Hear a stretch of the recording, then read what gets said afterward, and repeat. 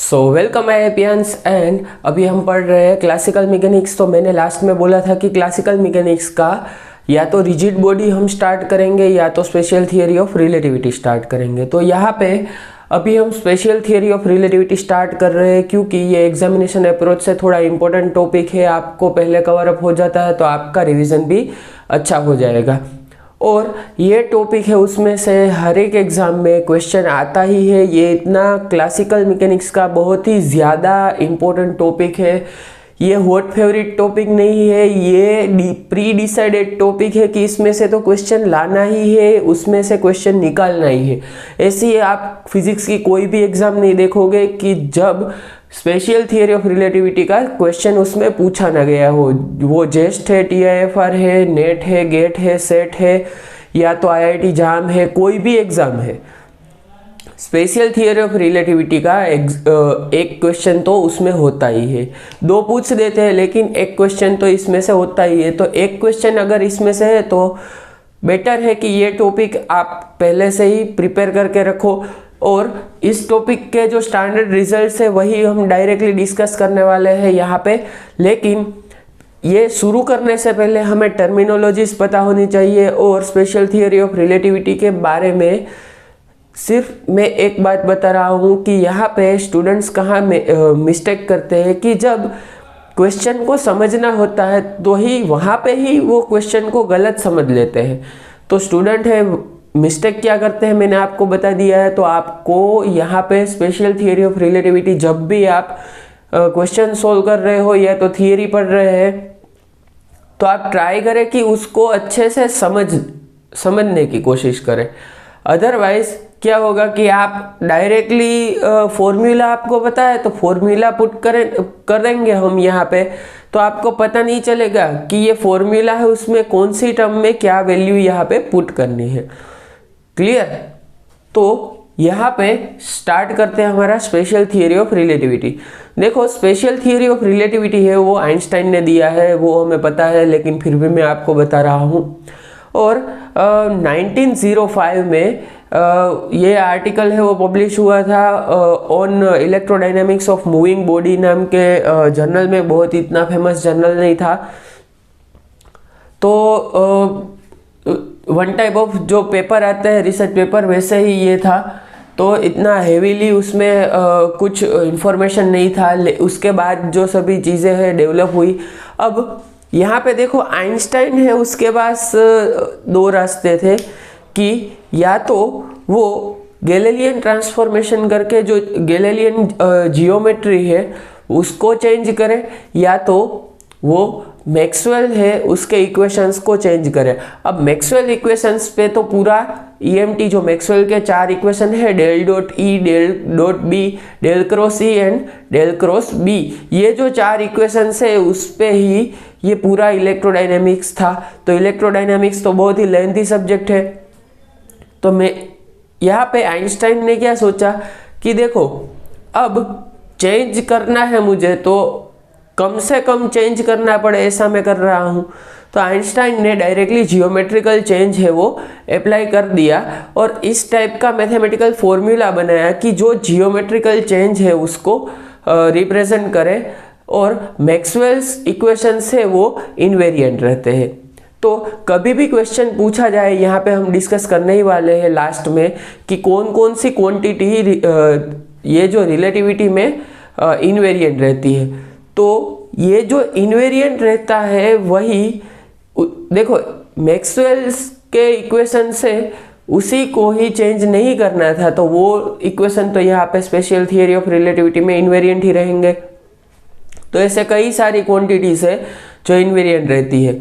तो अब यहाँ पे स्टार्ट करते हैं हम स्पेशल थियरी ऑफ रिलेटिविटी के बारे में कौन से पोस्टुलेट दिए गए हैं। अब देखो दो पोस्टुलेट्स दिए गए हैं and this theory is originated from the Maxwell's electrodynamics. तो पोस्टुलेट्स है उसमें बेसिकली ये दो ही पोस्टुलेट्स है, लेकिन ये दो पोस्टुलेट एग्जामिनेशन में डायरेक्टली भी पूछे जाते हैं कि which of the following statement is true for the theory of relativity, ऐसा करके पूछ देते हैं। और आपको पता होना चाहिए कि तीन कौन सा गलत है, एक कौन सा सही है। पहला पोस्टुलेट क्या कहता है कि all laws of physics must remain same in all inertial frame of reference. अब इनर्शियल फ्रेम ऑफ रेफरेंस है, उसके बारे में डायरेक्टली यहाँ पे डिस्कस करेंगे कि इनर्शियल फ्रेम किसे कहते हैं। अब इनर्शियल फ्रेम है वो किसे कहते हैं, देखो कि जब two frame of reference moving with constant velocity with respect to each other then this called the inertial frame of reference. अब फ्रेम ऑफ रेफरेंस किसे कहते हैं ये भी आपको नहीं मालूम है, तो यहाँ पे ये भी हम देख लेते हैं कि फ्रेम ऑफ रेफरेंस मतलब कि मैं यहाँ पे खड़ा हूँ अर्थ पे और मून को देख रहा हूँ, तो मैं ऑब्जर्वर जहाँ पे खड़ा है उसी प्लेस को क्या कहेंगे, frame of reference. Frame of reference is basically place of observation होता है। तो अगर आप बस में जा रहे हैं तो बस है वो आपका फ्रेम ऑफ रेफरेंस है। बस में से आप यहाँ पे जो रोड साइड पे खड़े कोई पर्सन को देख रहे हैं तो बस है वो आपका फ्रेम ऑफ रेफरेंस हो गया। अगर आप प्लेन में है तो प्लेन है वो आपका फ्रेम ऑफ रेफरेंस हो गया। क्लियर। अब इनर्शियल फ्रेम की बात कर रहे हैं तो अगर two frame of reference moving with constant velocity with each other then this called the inertial frame of reference. अगर कांस्टेंट वेलोसिटी है दो फ्रेम ऑफ रेफरेंस के बीच में तो वो इनर्शियल फ्रेम ऑफ रेफरेंस कहा जाता है। अब उसकी आगे बात करते हैं कि सेकंड पोस्टुलेट है वो क्या कहता है। देखो पहला पोस्टुलेट तो क्या हो गया कि all laws of physics must remain same.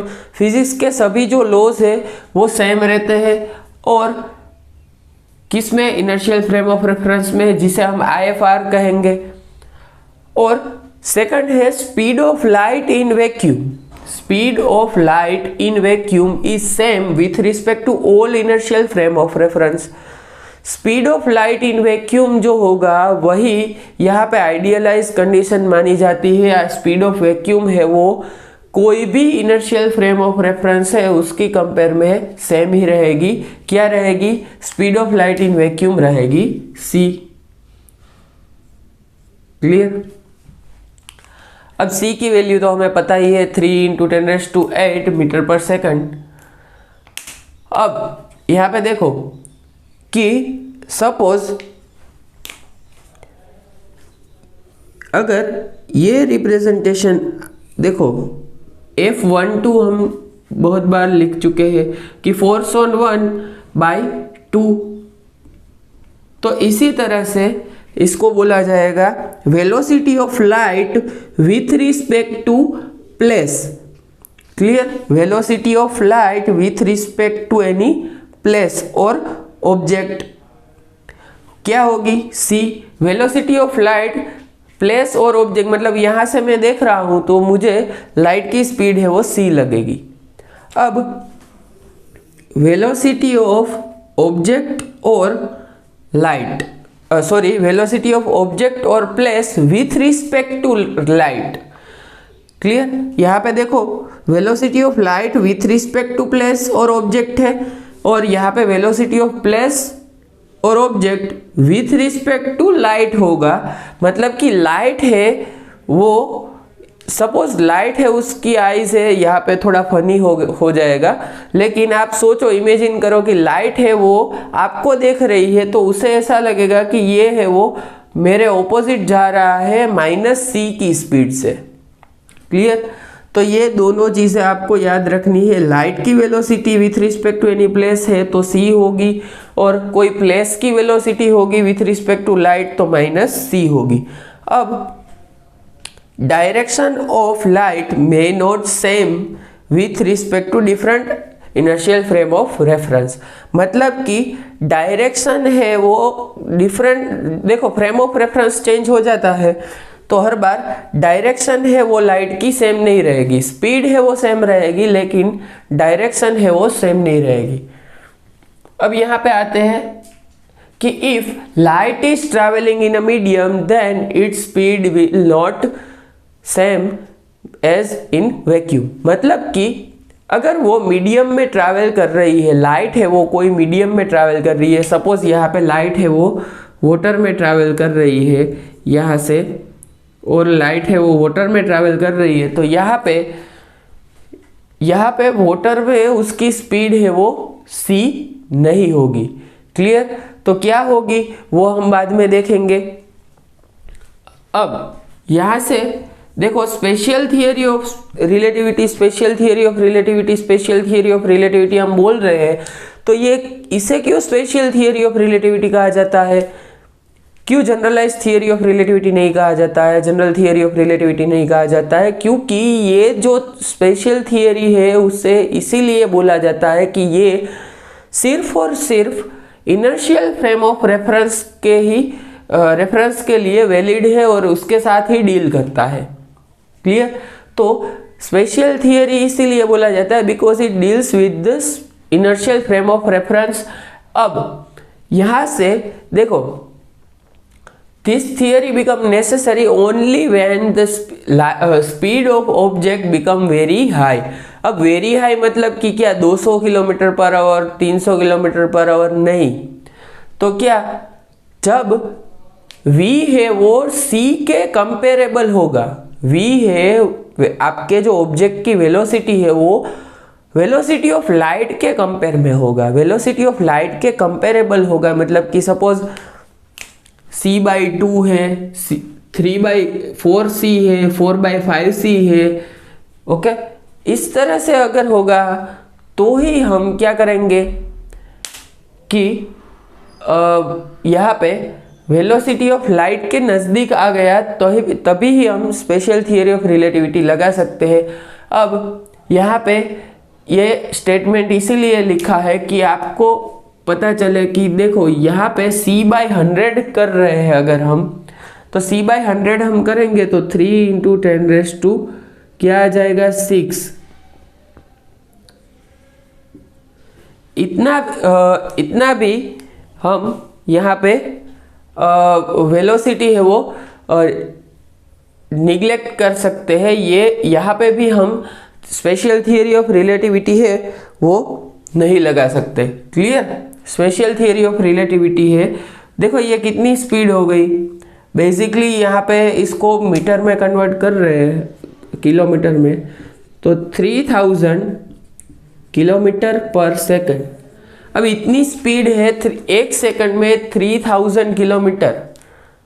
Clear? एक सेकंड में 3000 किलोमीटर मतलब आप जहाँ रहते हैं वहाँ से 3000 किलोमीटर है वो एक सेकंड में पहुँच सकते हैं।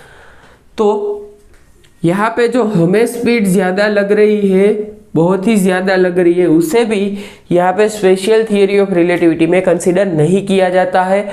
तो यहाँ पे बेसिकली इस सभी का कंक्लूजन क्या आता है? कंक्लूजन ये आता है कि जो स्पेशल थियरी ऑफ रिलेटिविटी है उसमें जो भी यहाँ पे बातें होंगी, फॉर्मूला होंगे, उसके बेस पे हम क्वेश्चन सोल्व करेंगे। क्वेश्चंस तो बनाए जाते हैं, लेकिन इस टाइप के क्वेश्चंस है वो रेगुलर लाइफ में भी आते हैं। लेकिन ऐसा नहीं है कि कोई फ्रूट बेचने वाला है उसकी लाइफ में आप जाके पूछ दो कि भैया यहाँ पे स्पेशल थियरी ऑफ रिलेटिविटी का क्या यूज़ हो रहा है। तो स्पेशल थियरी ऑफ रिलेटिविटी का यूज़ कब होगा कि जब बहुत ही ज़्यादा हाई वेलोसिटी से बात कर रहे हैं, अभी हम स्पेस में कहीं पे जा रहे हैं, स्पेस शटल की बात कर रहे हैं, या कभी भी उससे आगे बात कर रहे हैं।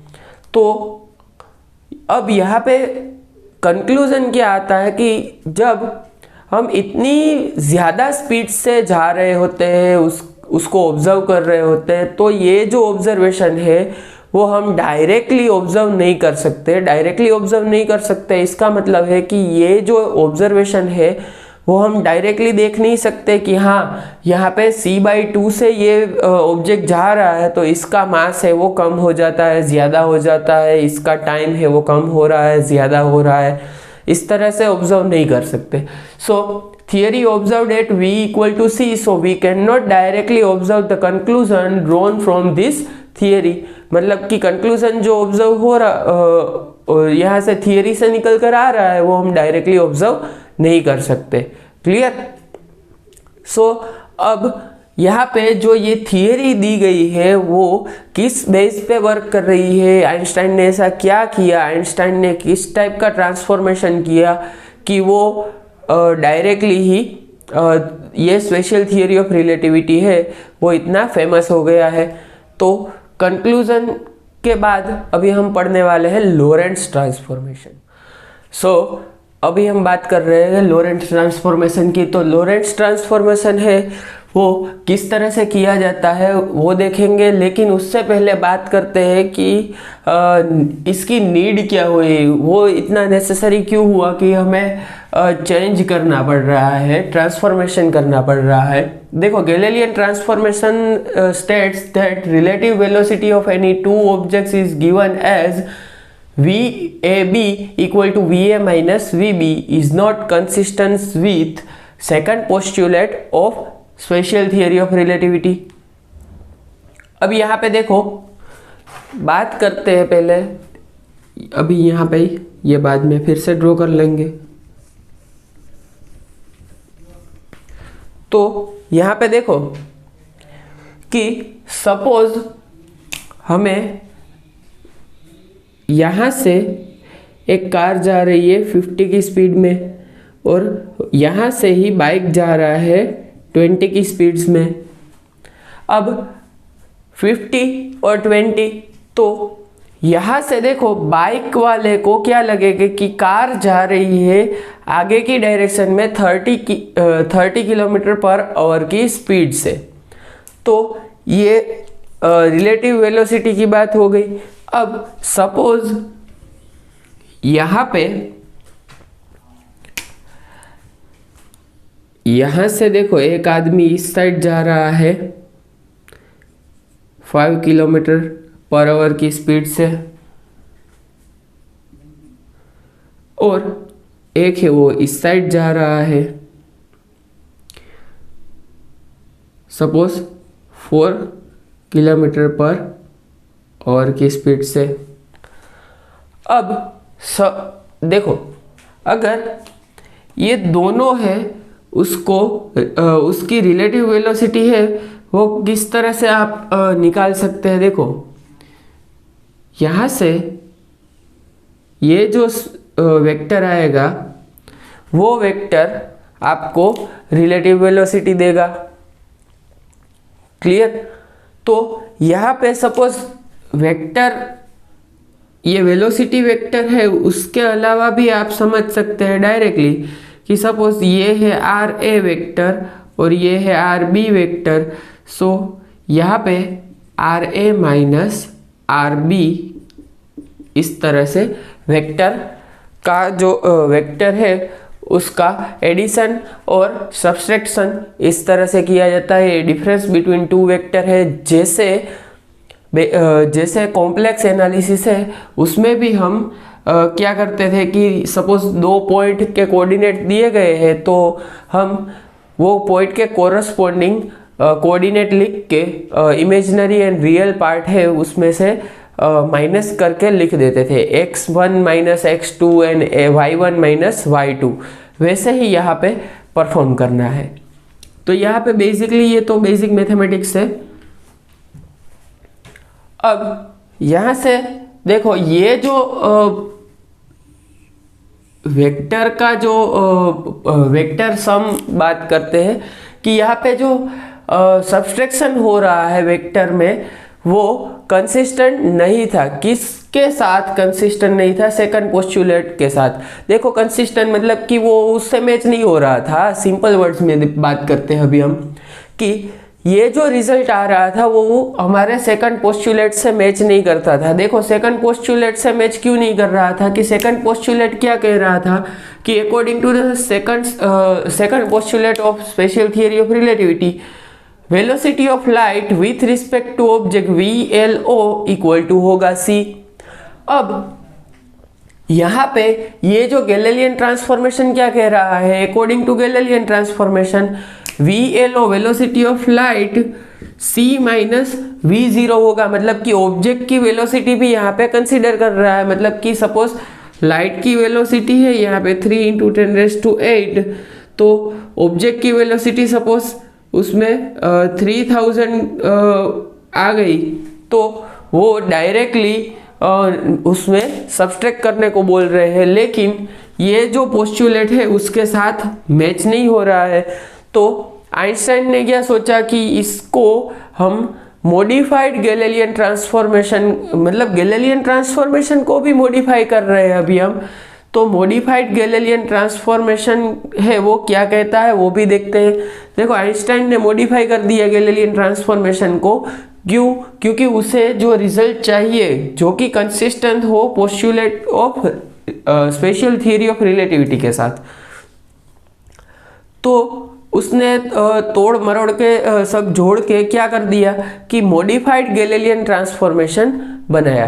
अब मॉडिफाइड गैलीलियन ट्रांसफॉर्मेशन है वो किसे कहते हैं कि Einstein modified the concept of geometry as we go from one inertial frame of reference to the another frame of reference.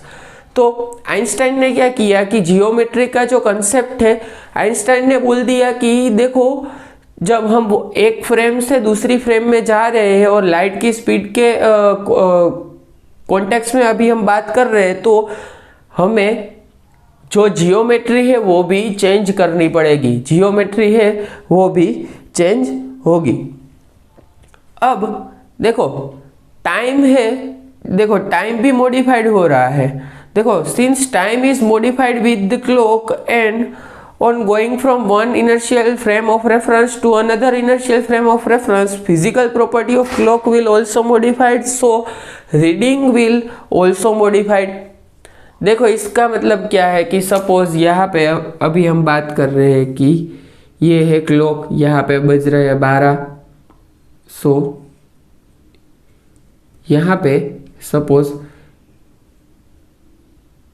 यहाँ पे 1 बज रहा है, ओके।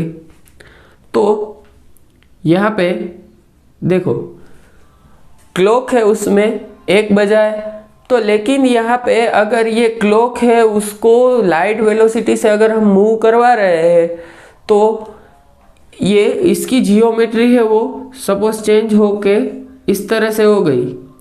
तो जो ये रीडिंग था 1 बज रहे थे, वो रीडिंग सपोज चेंज होके 12 बज रहे हैं, ऐसा हो जाएगा। क्लियर? तो मतलब ये सिर्फ बेसिक अंडरस्टैंडिंग के लिए ही था कि हमें टाइम का रीडिंग भी चेंज करना पड़ेगा। जब हम स्पीड ऑफ लाइट से बात कर रहे हैं, मतलब कि v is tends to c हो रहा है, तब यहाँ पे हम बात करेंगे। अब देखो इवेंट, यहाँ पे टर्मिनोलॉजी के लिए ही यहाँ पे सब मैंने लिखा है कि गैलीलियन ट्रांसफॉर्मेशन है, उसमें आइंस्टाइन ने क्या कर दिया तो मॉडिफाइड करके जियोमेट्री ही मॉडिफाइड कर दिया। अब जियोमेट्री मॉडिफाइड कर दिया तो क्लॉक की जियोमेट्री भी मॉडिफाइड हो गई, तो टाइम भी ज़्यादा या तो कम हो जाएगा। तो वो हम देखेंगे कि क्या होगा, टाइम कम होगा या तो ज़्यादा होगा। तो देखो इवेंट किसे कहते हैं? इवेंट मतलब कि हैपनिंग ऑफ समथिंग, मतलब कुछ भी हो रहा है उसे इवेंट कहते हैं। यहाँ पे मैं लिख रहा हूँ उसे इवेंट कहते हैं, मैं समझा रहा हूँ उसे इवेंट कहते हैं, आप जो समझ रहे हैं उसे इवेंट कहते हैं, सुन रहे हैं उसे इवेंट कहते हैं। अगर आपके हाथ से फ़ोन है वो गिर गया उसे भी इवेंट कहते हैं, लेकिन वो थोड़ा बैड इवेंट हो जाएगा। अब यहाँ पे बात करते हैं कि देखो specified by coordinate and time, मतलब कि इवेंट है वो स्पेसिफाइड होता है कोऑर्डिनेट एंड टाइम से। मतलब कि देखो यहाँ पे मैं बता रहा हूँ कि लेक्चर अपलोड हो गया, तो कहाँ पे अपलोड हो गया? तो आप जाएंगे एप्लीकेशन पे, एप्लीकेशन में से स्टडी मटेरियल में जाएंगे, वहाँ पे देखेंगे कि वीडियो अपलोड हुआ है। तो इसका मतलब क्या है कि वो कब अपलोड हुआ है वो भी वहाँ पे दिखाएगा। तो देखो कि सभी चीज़ें हैं वो क्या हो रहा है कि कोऑर्डिनेट मतलब कि कौन सी पोजीशन है उसकी वहाँ पे। और देखो अहमदाबाद है उसमें मैच है, तो अहमदाबाद पे मैच है मतलब कि कोऑर्डिनेट हो गया। अब कब है मैच? तो 5:30 को मैच है, तो ये टाइम हो गया। कभी भी कुछ भी इवेंट है वो आप कोऑर्डिनेट एंड टाइम से स्पेसिफाई करते हैं। क्लियर? तो मैं ऐसा बोल दूं कि आपको 8 बजे आना है, तो आप पूछेंगे डायरेक्टली कि कहाँ आना है, तो आप कोऑर्डिनेट पूछ रहे हैं कि कहाँ आना है। आपको मैं बोल दूं कि आपको डिपार्टमेंट ऑफ फिजिक्स पे आना है, तो आप पूछ देंगे कि कब आना है, तो ये टाइम पूछ रहे हैं। तो हैपनिंग ऑफ समथिंग मतलब इवेंट है, वो डायरेक्टली आप कोऑर्डिनेट एंड टाइम दोनों से ही स्पेसिफाई कर सकते हैं। अब जब भी क्वेश्चन दिया गया होगा तो उसमें एक इन यूज किया जाता है, एक है वो फ्रॉम यूज किया जाता है। दोनों का ही मीनिंग है विथ रिस्पेक्ट टू होता है। मतलब कि suppose calculate the speed of A in frame B, मतलब कि calculate speed of A with respect to B. अब यहाँ पे फ्रॉम लिखा होता है calculate speed of A from frame B, तो ये भी इसी सेम ही मीनिंग ले रहा है आपका कि स्पीड ऑफ ए कैलकुलेट करना है with respect to B. So basically आपको वी ए बी कैलकुलेट करना है, ऐसा बोल रहे हैं। अब लॉरेंट्ज ट्रांसफॉर्मेशन है, देखो लॉरेंट्ज ट्रांसफॉर्मेशन है वो क्या करता है, देखो कोऑर्डिनेट और टाइम है उसको रिलेट कर देता है। एक इनर्शियल फ्रेम है उसमें कुछ कोऑर्डिनेट और टाइम है गिवन है, तो वो डायरेक्टली दूसरे इनर्शियल फ्रेम में जब हम जंप करेंगे वहां से बात कर रहे होंगे तो वो दोनों को ही रिलेट कर रहा होगा। तो इसी को ही लॉरेंट्ज ट्रांसफॉर्मेशन कहते हैं। अब लॉरेंट्ज ट्रांसफॉर्मेशन है वो कब किया जाता है, देखो कि आपको क्वेश्चन है उस मतलब क्वेश्चन के बारे में ही डिस्कस करते हैं बेसिकली। कि क्वेश्चन है आपको बोला है कि suppose S and S dash are two inertial frame, तो यहाँ पे दो इनर्शियल फ्रेम ड्रॉ करते हैं, एक है वो एस और यहाँ पे एस डैश। तो सपोज ये है एस डैश, तो यहाँ पे देखो ये है सपोज x, ये है y, ये है z, तो यहाँ पे x dash y dash and z dash. इस तरह से ये है वो v वेलोसिटी से सपोज मूव कर रहा है, v वेलोसिटी से सपोज ये मूव कर रहा है। अभी यहाँ पे मैंने स्पेसिफाई नहीं किया है कि कौन सी डायरेक्शन में मूव कर रहा है। तो सपोज यहाँ पे कोई इवेंट हो रही है तो कोऑर्डिनेट क्या हो जाएंगे, x y z and t are coordinate and time of event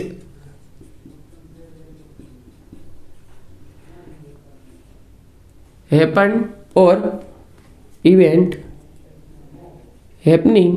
अभी यहाँ पे सपोज हो रहा है हैपनिंग इन एस, और यहाँ पे X dash Y dash Z dash and T dash are the coordinate and time for the event happening in S dash frame. तो ये दोनों को देखो x y z and t को अगर x dash y dash z dash and t dash से हम मतलब कि कनेक्ट कर सकते हैं, तो हम बता सकते हैं कि ये इवेंट है यहाँ पे हो रहा है, तो यही इवेंट है वो s डैश में से कब दिखेगा मतलब कब होगा, ये हम बात कर सकते हैं। तो मतलब हम जैसे पूछते हैं ना कि आपके यहाँ लाइट गई है, तो मतलब कि लाइट वहाँ पे गई है या नहीं, अगर नहीं गई आपके वहाँ पे बारिश है, नहीं है कल सुबह आ जाएगी, तो इसका मतलब है कि यहाँ पे हम रिलेट करते हैं कि बारिश की ये जो विंड की डायरेक्शन है वो बारिश है वो कल सुबह तक वहाँ पे पहुँच जाएगी। मतलब हम तो तुक्के ही लगा रहे होते हैं, लेकिन जो एटमॉस्फेरिक रिसर्च वाले होते हैं वो परफेक्टली बताते हैं। अब देखो यहाँ से X Y Z and T को अगर हम कोऑर्डिनेट कर सकते हैं सॉरी रिलेट कर सकते हैं, तो उसी को ही लॉरेंट्ज ट्रांसफॉर्मेशन कहते हैं। तो if S dash moving in x direction, so x direction में अगर एस डैश है वो मूव हो रहा है, मतलब वो inertial frame of reference move यहाँ पे हो रही है, तो क्या हो जाएगा देखो x dash equal to x minus we T into gamma. ये लॉरेंट्ज ट्रांसफॉर्मेशन ही लिख रहा हूं मैं। अब टी डैश इक्वल टू क्या आ जाएगा, देखो टी माइनस, यहाँ पे t minus x v by C square into gamma. अब यहाँ पे y dash equal to y और z dash equal to z, और यहाँ पे जो गामा है उसकी वैल्यू होगी 1/√1 minus v square by C square. तो यहाँ पे एस डैश है वो v वेलोसिटी से मूव हो रहा है, तो v वेलोसिटी से मूव हो रहा है, सो यहाँ पे v है वो वेलोसिटी है, यहाँ पे एस डैश जो मूव हो रहा है उसकी, यहाँ पे x डैश है वो s का कोऑर्डिनेट है, x है वो x डैश है वो s डैश का कोऑर्डिनेट है, यहाँ पे x है वो इसका कोऑर्डिनेट है, v और t है वो भी यहाँ के ही कोऑर्डिनेट है, और यहाँ के इवेंट हो रही है उसी को ही शो कर रहा है। तो इसका मतलब है कि यहाँ जो इवेंट हो रही है उसके कोऑर्डिनेट, टाइम और यहाँ के वेलोसिटी पता है, तो आप डायरेक्टली यहाँ से निकाल सकते हैं कि एस डैश है उसमें ये इवेंट है वो कौन सी पोजीशन पे होगा और कब होगा। क्लियर? तो इसी को ही लॉरेंट्ज ट्रांसफॉर्मेशन कहते हैं।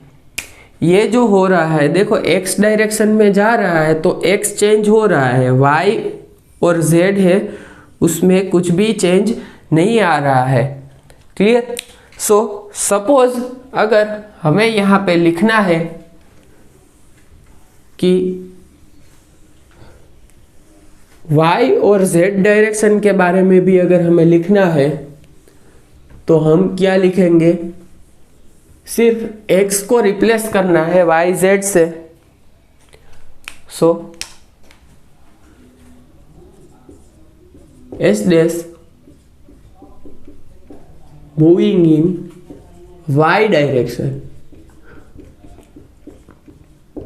x यहाँ पे देखो x में था, यहाँ पे अभी y में है, तो क्या आ जाएगा y dash equal to y minus we T into gamma, और T dash equal to T minus V Y by C square into gamma, और यहाँ पे x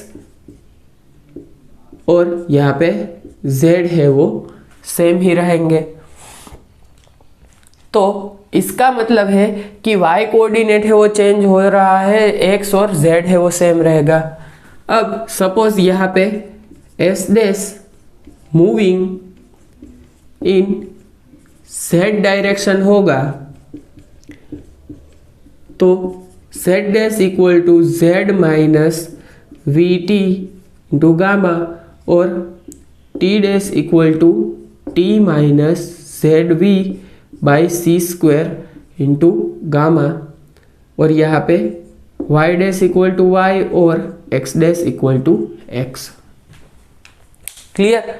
तो जो परपेंडिकुलर डायरेक्शन है, z के परपेंडिकुलर डायरेक्शन की बात करें तो y और x है वो परपेंडिकुलर है, तो परपेंडिकुलर डायरेक्शन में कुछ भी चेंज नहीं होगा। तो ये चीज़ है वो रिलेटिविटी में याद रखिए कि जब मोशन हो रही है x डायरेक्शन के कोरस्पोंडिंग, तो उसके जो परपेंडिकुलर डायरेक्शन है उसमें कुछ भी चेंज नहीं होगा। क्लियर?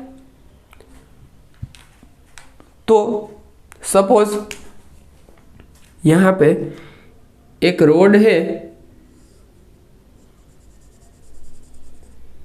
ये इस डायरेक्शन में मूव कर रहा है एल लेंथ का रोड, तो एल लेंथ का रोड अगर इस डायरेक्शन में मूव कर रहा है तो जो लेंथ है उसकी यहाँ पे चेंज हो जाएगी, यहाँ पे लेंथ है वो छोटी हो जाएगी, कॉन्ट्रैक्ट हो जाएगा। लेकिन अगर यही जो रोड है वो अपवर्ड डायरेक्शन में जा रहा है तो no change in length. Okay, यहाँ पे नो चेंज इन लेंथ आएगा, क्योंकि यहाँ पे जो लेंथ है उसके परपेंडिकुलर जा रहे हैं, तो कोई भी चेंज नहीं होगा। जब लेंथ कॉन्ट्रैक्शन पढ़ेंगे तब इसी की भी बात कर लेंगे। लेकिन रिलेटिविटी में परपेंडिकुलर डायरेक्शन में जब बात करेंगे, वेलोसिटी के परपेंडिकुलर डायरेक्शन में कोई भी चेंज नहीं होता है, वेलोसिटी की डायरेक्शन जो होगी उसी में चेंज होगा। अब यहाँ से ये तो हमने लॉरेंट्ज ट्रांसफॉर्मेशन लिख दिया।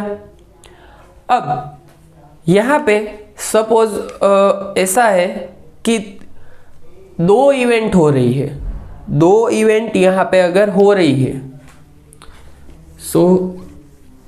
दो इवेंट अगर हो रही है तो इफ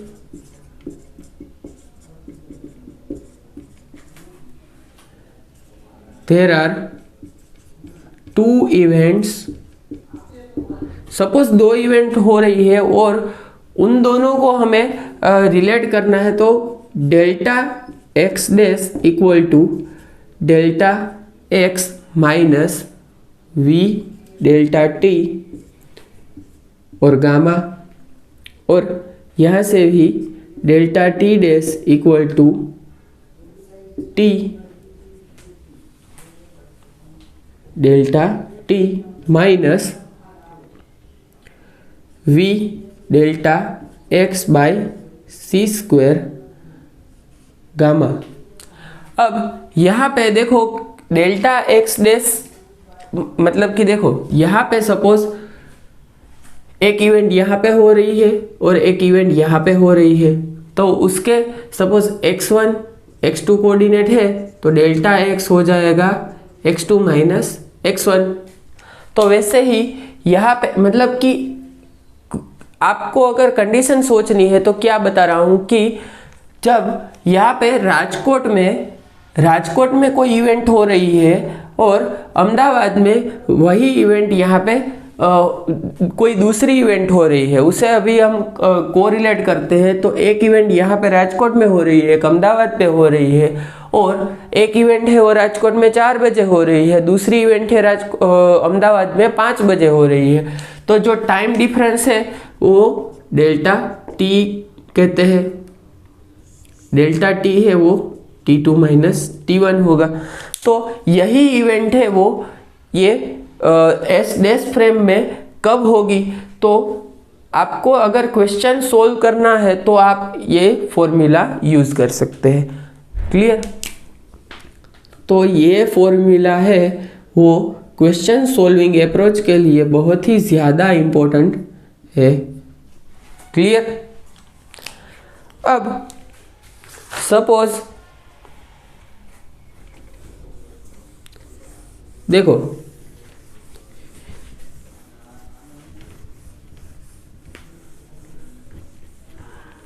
अब यहाँ पे देखो लॉरेंट्ज ट्रांसफॉर्मेशन होता है, वैसे ही यहाँ पे इनवर्स लॉरेंट्ज ट्रांसफॉर्मेशन भी होता है।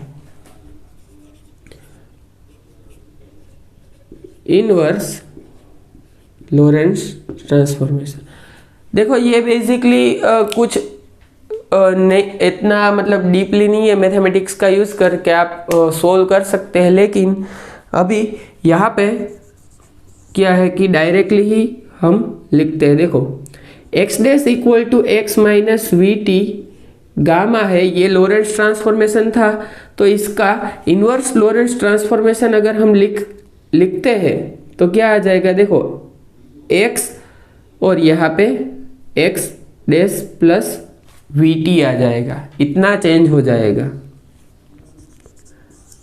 अब t इक्वल टू क्या आ जाएगा, यहाँ पे t dash plus v x by c square gamma. Clear? इतना ही आपको याद रखना था, सॉरी यहाँ पे देखो वी एक्स डैश आ जाएगा। क्लियर?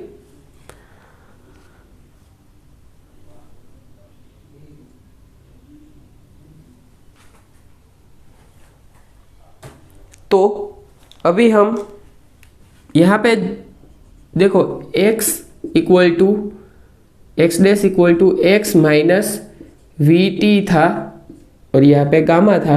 तो जहाँ जहाँ पे आपको x, देखो x डैश है वहाँ पे x कर दिया तो यहाँ पे राइट हैंड साइड सभी जगह पे डैश आ गया और यहाँ पे प्लस साइन आ गई। क्लियर? तो इसी को ही इन्वर्स लॉरेंस ट्रांसफॉर्मेशन कहते हैं और ये भी आपको याद रखने हैं। और कभी भी एग्जाम में इस तरह से नहीं पूछा जाएगा इन्वर्स लॉरेंस ट्रांसफॉर्मेशन किसे कहते हैं, तो डायरेक्टली ये नहीं पूछा जाता है। ये एग्जामिनेशन के अप्रोच से मैं बात करूँ तो क्वेश्चन है उसमें अगर आपको जो आपकी गिवन फ्रेम ऑफ रेफरेंस है उसमें से जो स्टेडी फ्रेम ऑफ रेफरेंस है उसमें से आपको टी निकालना है, एक्स निकालना है और ये दोनों गिवन है तो आप डायरेक्टली निकाल सकते हैं कोई भी मिस्टेक के बिना। तो ये याद रखना इजी होता है। अब इसके बाद हम बात कर लेंगे कि लॉरेंस ट्रांसफॉर्मेशन है उसकी प्रॉपर्टीज क्या है और वो क्वेश्चन से उसमें किस तरह से काम आने वाले। बात कर रहे हैं कि some points about the Lorentz transformation. तो लॉरेंस ट्रांसफॉर्मेशन के लिए ये पॉइंट्स क्यों लिखे हैं, क्योंकि जैसे कि आप प्रॉब्लम में प्रॉब्लम सॉल्विंग अप्रोच पे जाओगे तो डायरेक्टली ही आपको कुछ डिफ़िकल्टीज आएगी, जैसे कि वेलोसिटी नहीं गिवन होगी या तो ये कोऑर्डिनेट नहीं गिवन होगा या तो आपको क्वेश्चन है वो समझ में नहीं आएगा। तो इसी वजह से यहाँ पे प्रॉपर्टीज़ मैंने लिखी है और उसको हम थोड़ा इलेबरेट करते हैं।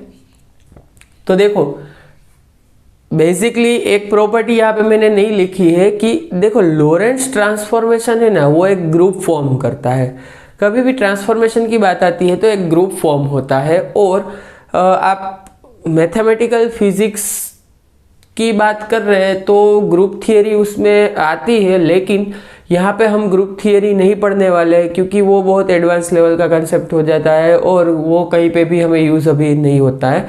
तो ग्रुप्स होते हैं वो डिफरेंट टाइप के ग्रुप होते हैं और एक ग्रुप होता है सपोज एबिलियन ग्रुप होता है तो नॉन एबिलियन ग्रुप होता है, इस टाइप के डिफरेंट ग्रुप्स होते हैं। तो SU2, SU1, symmetric unitary 1, symmetric unitary 2 इस टाइप के ग्रुप्स होते हैं और ग्रुप्स की जो प्रॉपर्टीज़ होती है वो सेम होती है।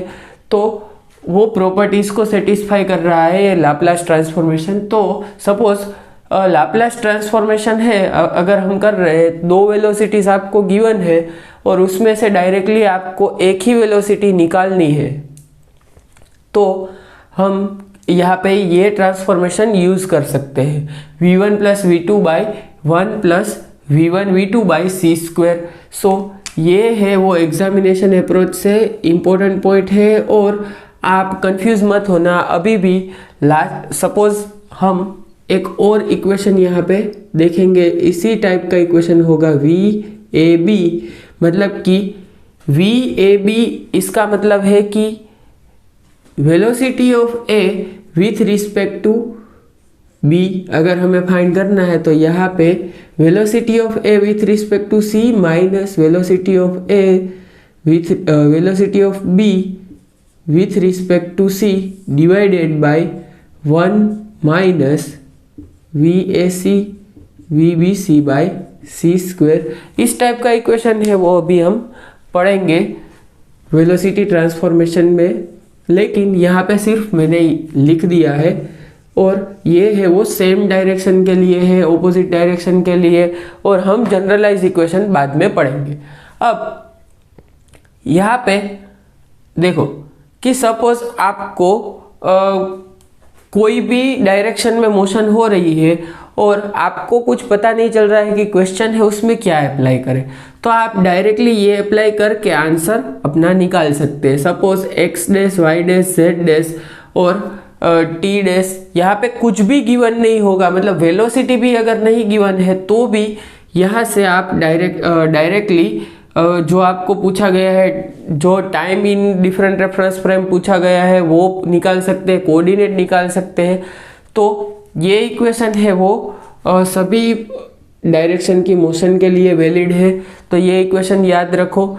यहाँ पे क्या है, सिर्फ basically X dash Y dash Z dash सभी का square minus C square T dash square equal to क्या होगा, X square Y square Z square minus सी स्क्वायर टी स्क्वायर।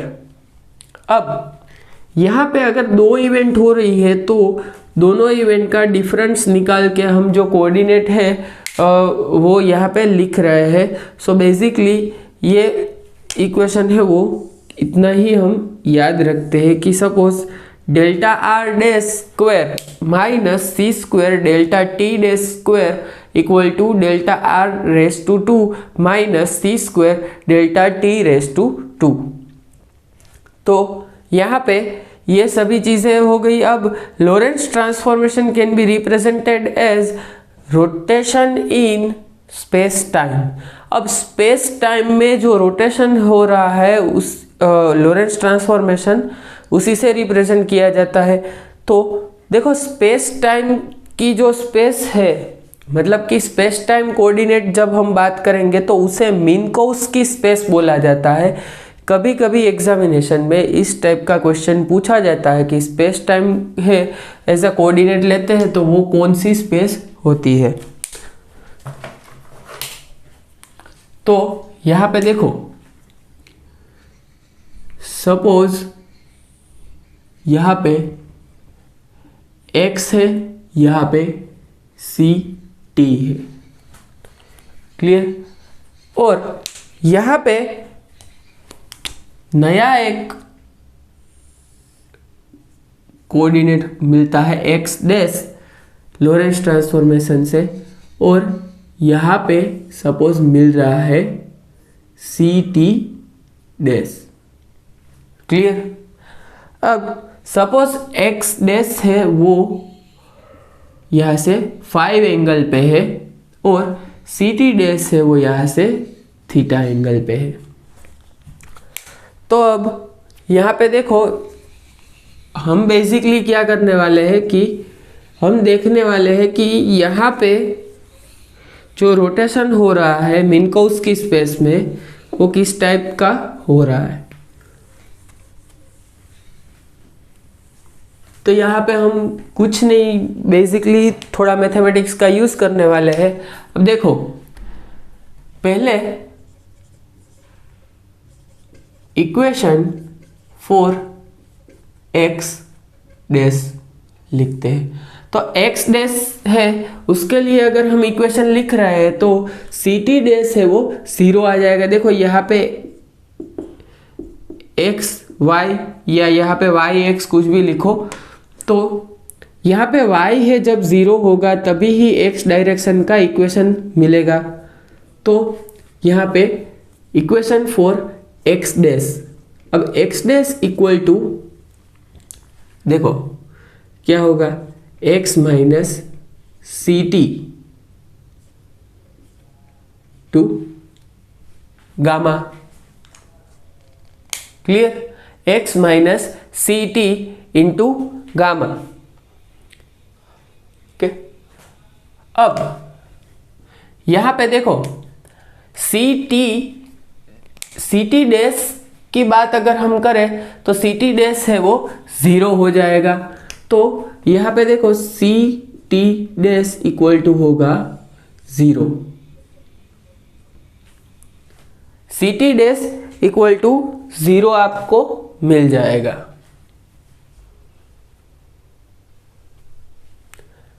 तो यहाँ पे देखो सी टी डैश इक्वल टू 0 मिल गया। तो बेसिकली हम अभी क्या करने वाले हैं कि c t dash equal to 0 मिल रहा है तो यहाँ पे डायरेक्टली टी डैश है उसका इक्वेशन पुट कर रहे हैं। अभी हम टी डैश को लिखा जाएगा टी, देखो यहाँ पे लिखो टी डैश इक्वल टू क्या होगा, टी माइनस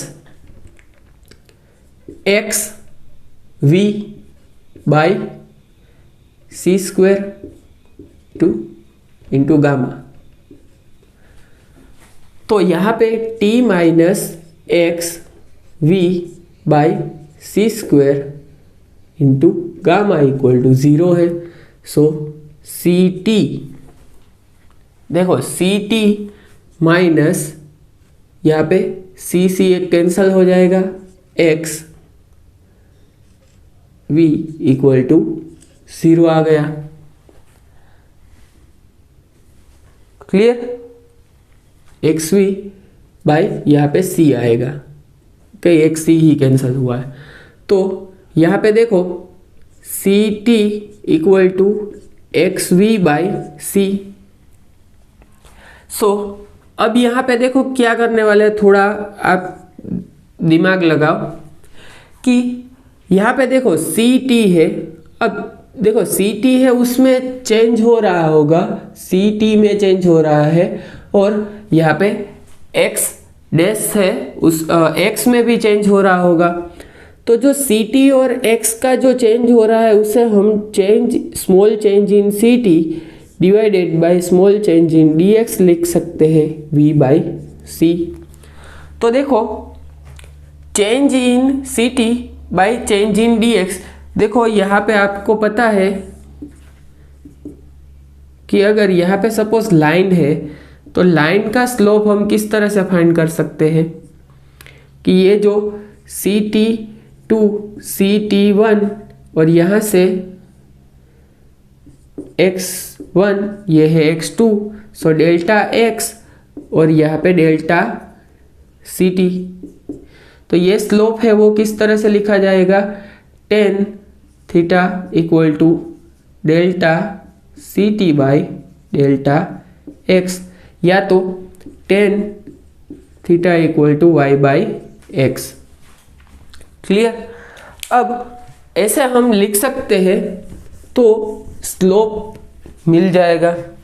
तो यहाँ पे देखो d by D x of c t हम करेंगे तो क्या फाइंड कर रहे हैं, change in c t with respect to change in d x. तो ये बेसिकली क्या फाइंड कर रहे हैं अभी हम, slope. So tan phi equal to, ये जो स्लोप हमने फाइंड किया है वो है v by C. Tan phi हमने फाइंड कर लिया, tan phi equal to v by C आ रहा है। अब यहां से आगे देखते हैं,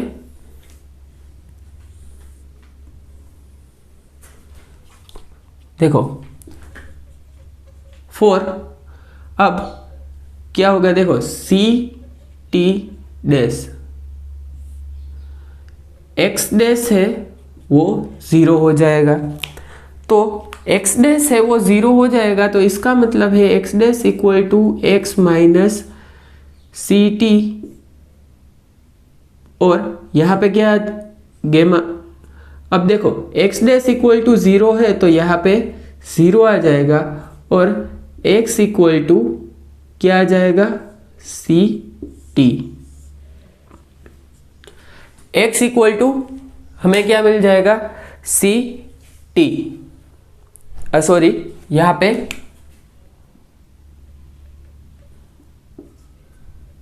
x equal to V T मिल जाएगा। अब x इक्वल टू हमारे पास वी टी है, तो देखो dx, अगर चेंज इन x की बात हम करें तो क्या आ जाएगा, देखो वेलोसिटी तो सेम है, dt आ जाएगा। तो dx equal to v dt आ जाएगा। अब देखो यहाँ पे हम क्या कर सकते हैं, dx equal to v dt है, तो यहाँ से देखो c को मल्टीप्लाई करते हैं और c को डिवाइड करते हैं, तो d ऑफ सी टी आ जाएगा। तो यहाँ पे फिर से हम क्या कर रहे हैं, अभी हम d C T by D X, d देखो D X by D C T equal to V by C आ रहा है। ओके, यहाँ पे v बाई सी आ रहा है, और यहाँ पे suppose d C T by D x करेंगे तो c बाई वी मिल जाएगा। तो यहाँ पे देखो ये है वो, सॉरी यहाँ पे क्या है, ये है समय सेम ही चीज दे रहा है, स्लोप ही दे रहा है, tan theta equal to C/V।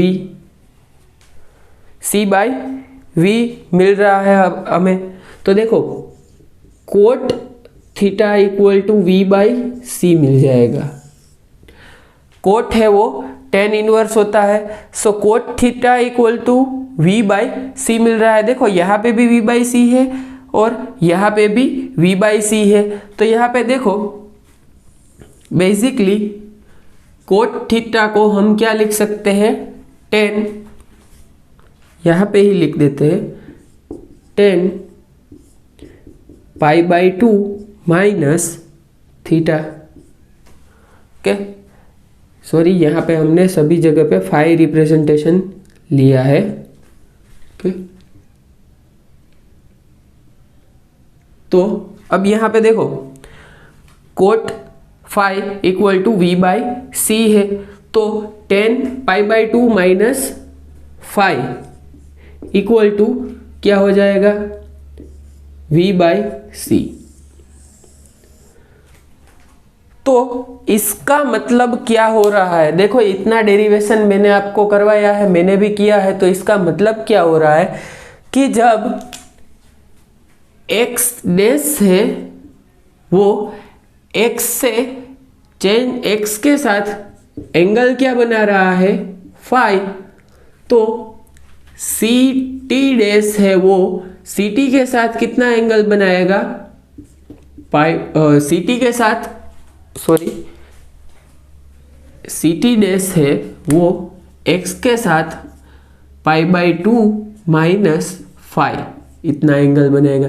तो देखो ये एंगल है वो π/2 माइनस फाई है। ओके, तो ये कितना हो जाएगा, सिर्फ फाई। तो बेसिकली यहाँ पे मैंने आपको यही समझाने के लिए ये ड्रॉ किया था कि रोटेशन इन मिन्कोव्स्की स्पेस है वो थोड़ा डिफरेंट होता है। अब देखो सपोज रोटेशन इन नॉर्मल हम कोऑर्डिनेट बात करें तो x है, यहाँ पे y है, अगर यहाँ पे x डैश आ गया और यहाँ पे y डैश आ जाएगा, तो इस तरह से जो कोऑर्डिनेट है वो रोटेट होते हैं। लेकिन यहाँ पे रोटेशन इन स्पेस टाइम है वो इनसाइड जो y एक्सिस है उसका एंगल है वो कम हो रहा है। तो इसी को समझाने के लिए यहाँ पे मैंने आपको इतना डेरिवेशन करवाया है। ये डेरिवेशन कहीं पे काम आने वाला नहीं है, लेकिन आपको ये पता होना चाहिए कि CT डैश है उसका जो x के साथ एंगल π/2 माइनस फाई है और x डैश का एंगल है वो फाई है। तो यहाँ पे CT डैश और CT के बीच का एंगल है वो भी फाई मिल जाएगा आपको। तो दोनों है वो फाई से एक x डैश है वो बढ़ रहा है, CT है वो कम हो, CT डैश है वो कम हो रहा है। क्लियर? तो अभी देखो रिलेटिविटी की बात करें तो रिलेटिविटी में इस टाइप के प्रॉब्लम्स है वो पूछे जाते हैं कि जो थोड़ा लेंदी होते हैं और कभी कभी एग्जामिनेशन में जो प्रॉब्लम्स डाल देते हैं वो खुद एग्जामिनर को भी पता नहीं होता है कि इस प्रॉब्लम का सॉल्यूशन है वो बच्चों के लिए कितना लेंदी होता है। तो हमें क्या करना है कि जो प्रॉब्लम्स आते हैं तो उसी को ही हम आसान तरीके से किस तरह से सोल्व करें वो देखना है। और अगर फॉर्मूला आता है डायरेक्टली तो फॉर्मूला तो हमें पता ही होना चाहिए। तो मैं ट्राई करूँगा कि पहले तो यहाँ पे सभी फॉर्मूला और क्वेश्चन है वो कवर अप कर लूँगा और बाद में आपको जो स्पेशल थियरी ऑफ रिलेटिविटी है उसके फॉर्मूलास है वो मैं आपको एक PDF में प्रोवाइड कर दूँगा ताकि आपको लिखना ना पड़े। लेकिन यहाँ पे जो लेक्चर्स है उसमें तो आपको कंपलसरी लिखना ही है, नोटबुक तो आपने ही बनानी है, लेकिन ये एज अ थोड़ा शॉर्ट नोट जैसे ही आपका स्पेशल थियरी ऑफ रिलेटिविटी का हो जाएगा। तो मैं देख लूँगा कि यहाँ पे कवर अप हो जाता है सभी फॉर्मूला, तो बाद में आपको लास्ट में अपने तरीके से ही शॉर्ट नोट बनाना है, और अदरवाइज मैं आपको लास्ट में शॉर्ट नोट प्रोवाइड कर दूंगा। क्लियर? सो मिलते हैं हम नेक्स्ट लेक्चर में। तब तक के लिए देखो, रिलेटिविटी है उसको आपको फोकस करके याद रखना होगा। एक लेक्चर गया है रिलेटिविटी का आज का, अगर दूसरा लेक्चर जाएगा तो पहला लेक्चर है, अगर बाकी है पेंडिंग है तो दूसरा लेक्चर नहीं समझ में आएगा। पहला लेक्चर प्रॉपर नहीं समझे है तो दूसरा लेक्चर नहीं समझ में आएगा।